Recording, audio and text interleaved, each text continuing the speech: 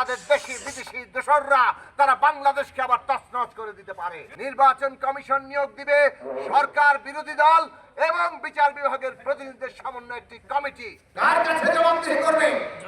জনগণের কাছে। অনেক দম্ভ দেখিয়েছিল। এই শাহাদাতের মূল্য আমাদের রাখতে হবে। নির্বাচন হবে, প্রতিযোগিতা প্রতিদ্বন্দ্বিতাও হবে, কিন্তু মনে রাখবেন ফ্যাসিবাদী ব্যবস্থা বিলোপ করে একটা গণতান্ত্রিক রাজনৈতিক ব্যবস্থা বন্দোবস্ত প্রতিষ্ঠা করা আমাদের কর্তব্য।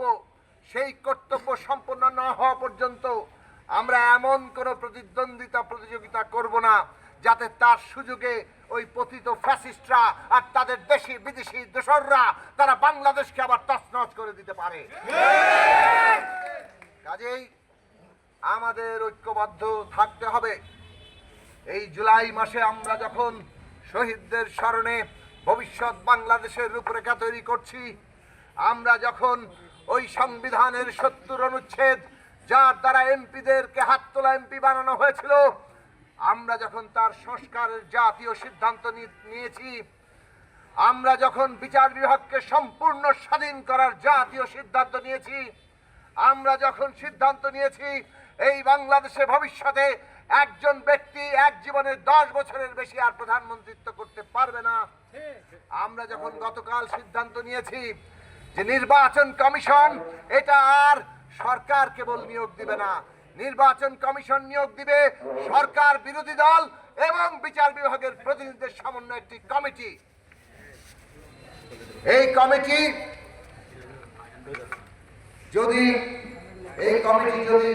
নির্বাচন কমিশন নিয়োগ দেয়, তাহলে সেই নির্বাচন কমিশন কোন বিশেষ দলের প্রতি আর অনুগত থাকবে না। আমরা সিদ্ধান্ত নিচ্ছি জরুরি অবস্থা, আমরা সিদ্ধান্ত নিচ্ছি একজন ব্যক্তি যিনি প্রধানমন্ত্রী থাকবেন তিনি কি একই সাথে দলেরও প্রধান থাকবেন নাকি দুইটার মধ্যে ভাগ হবে? অনেক গুরুত্বপূর্ণ প্রশ্নের সিদ্ধান্ত হচ্ছে। আমরা চাইছি সংসদের 2 কক্ষ হোক, নিম্ন কক্ষ, উচ্চ কক্ষ, এবং উচ্চ কক্ষে ভোটের ভিত্তিতে আসন বিন্যাস হোক। আমরা চাইছি স্থানীয় সরকার ব্যবস্থা এমন ভাবে গড়ে উঠুক যাতে স্থানীয় সরকার ইউনিয়ন পরিষদ, উপজেলা পরিষদ, পৌরসভা, সিটি কর্পোরেশন এগুলো স্বাধীনভাবে তাদের উন্নয়নের কাজ করতে পারে। এই সব কিছু হচ্ছে ক্ষমতার ভারসাম্য আর জবাবদিহি তৈরি। জনগণ হচ্ছে আসল ক্ষমতার অধিকারী। এই জাগতিক জীবনে জনগণ হচ্ছে ক্ষমতার কেন্দ্র।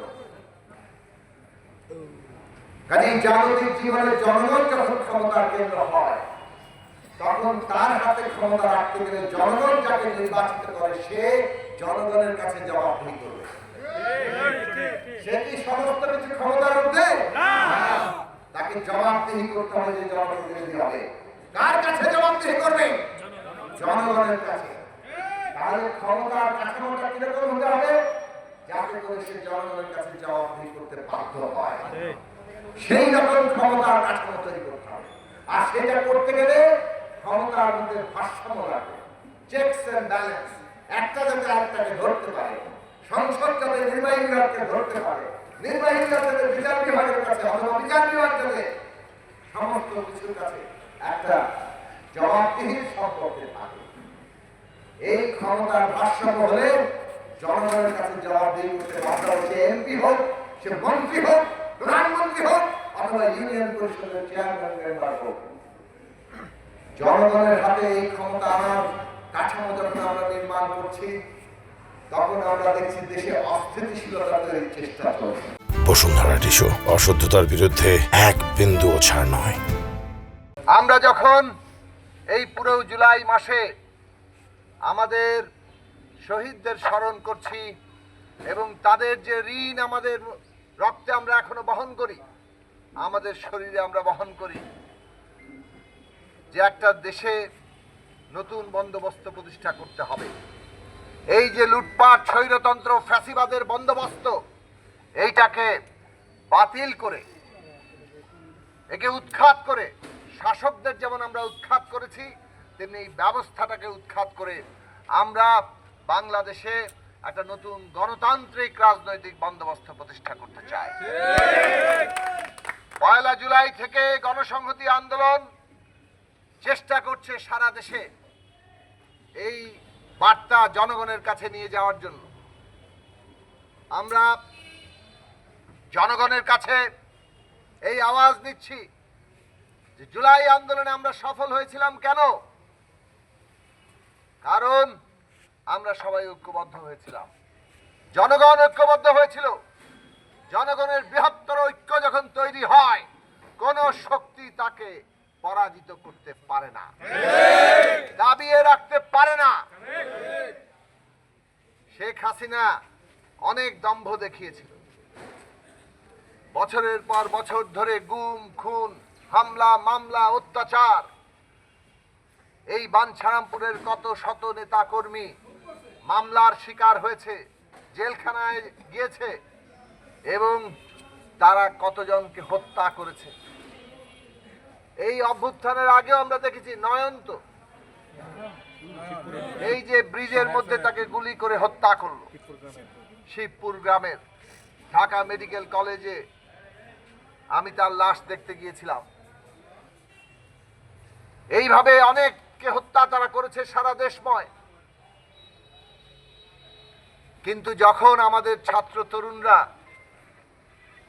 মাঠে নেমেছে, তারা বুক পেতে দিয়েছে, বুকের মধ্যে অনেক ঝড়, বুক পেতেছি গুলি কর, এই স্লোগান তুলে যখন তারা রাজপথ সারা বাংলাদেশের কাঁপিয়ে তুলেছে, সারা দেশের মানুষ ঐক্যবদ্ধ হয়েছে। রাজনৈতিক দল, শ্রেণী পেশা সংগঠন, ছাত্র সমাজ, নারী পুরুষ, বাঙালি চাকমা, হিন্দু মুসলমান, কেউ বাদ যায় নাই। শেখ হাসিনা যতই দম্ভ করে বলুক, শেখ হাসিনা পালায় না, তাকে পালিয়ে যেতে হয়েছিল এবং জনগণ তাকে পালিয়ে যেতে বাধ্য করেছে। আমাদের সন্তানরা শহীদ হয়েছে, এই শাহাদাতের মূল্য আমাদের রাখতে হবে। এই শাহাদাতকে আমরা যাতে কোনোদিন না ভুলি। ৭১ সালের শাহাদাত আমরা দেখেছি, পরবর্তীকালে শাসকরা অনেকেই ভুলে গেছিল, যে কারণে বাংলাদেশ ভুল পথে চলেছে।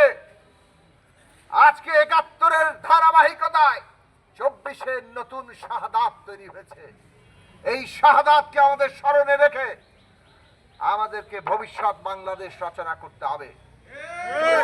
আমরা যদি আমরা আছি তোমার সাথে, জোরে এগিয়ে চলো, আমরা আছি তোমার সাথে।